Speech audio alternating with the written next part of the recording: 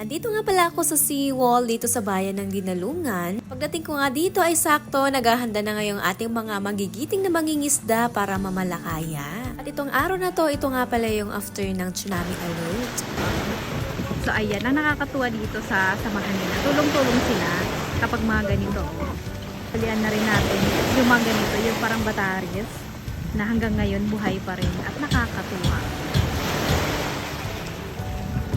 So ito yung mga dadalhin nila, mga nakaligpit na. And ang tubig, syempre hindi mawawala. Tapos itong timba, tignan natin kung anong laman, pero wag na pala. Tapos ito mga gamit pang huli. Tapos asan yung lagayan niya? Ito? Ha? Unsa man? Nasa ilalim. Ayan.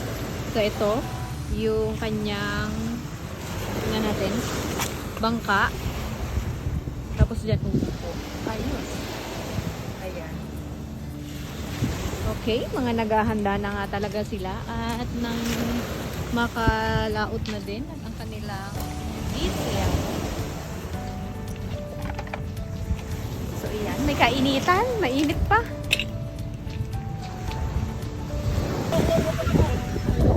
Ayan na sila, naghahanda na sila. Ayan, tignan nyo, may mga dala na rin sang pampalutang. Ayan o. Tapos, yung iba nakaalis na ba? Ngayon pa lang sila. Ngayon pa lang talaga naghahanda. Yun. Yan sila.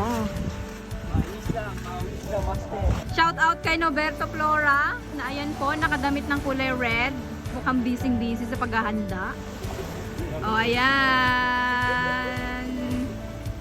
So, ayan. Bye! Kaya paalis na sila. At sa bawat hampas ng alon ay tanda ng inyong pagsusumikap. Kaya kami ay naniniwala na sa pag-uwi nyo ay bitbit ang matamis ng ngiti at tagumpay.